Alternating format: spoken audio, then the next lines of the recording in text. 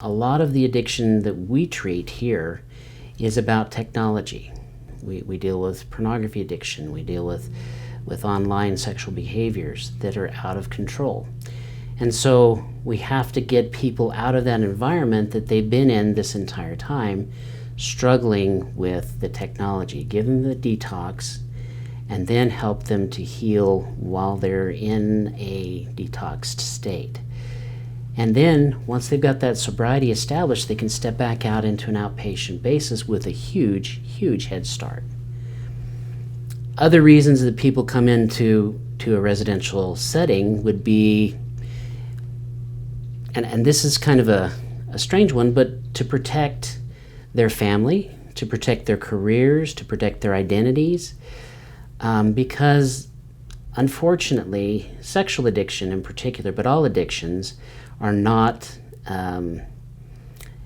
they're equal opportunity employers, if you will. They're going to be striking anybody, regardless of their station, regardless of their situations in life. It doesn't really matter. These addictions strike everybody. And so what ends up happening is that if they're in a position where their career is taken off and this trauma comes into play in their life, they've got a lot on the line. And if they go into a standard treatment program that's in the community that they're in, there's the likelihood that they're going to meet a lot of people that are in the community that are going to see them very differently. Confidentiality is going to be a huge, huge issue for them.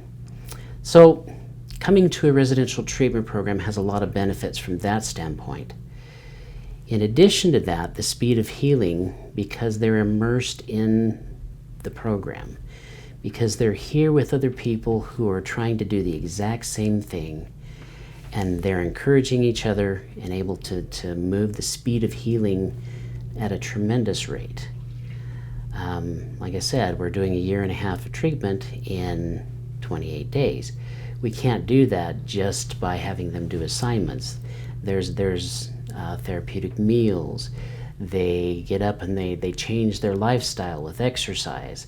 They begin to change their habits of getting sleep, proper sleep and nutrition. So there's a tremendous amount that goes on in a residential program that wouldn't be covered in an outpatient basis.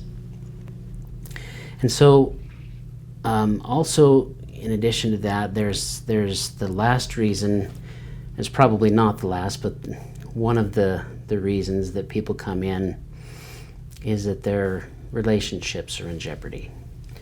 And so their spouse or partner is saying to them, you get some help and you get it right now. You've got to stop this behavior immediately. And it's very difficult to do that when you've been doing the same behaviors, and in many cases, a lot of the deceptive behaviors that have kept them able to continue acting out over a long period of time. So coming to a residential program is going to help them to deal with those issues,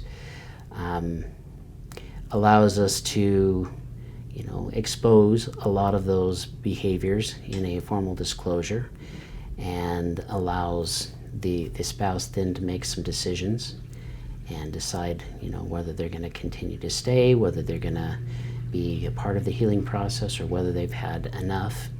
And if so, it gives them some information on how they can feel more safe in that relationship.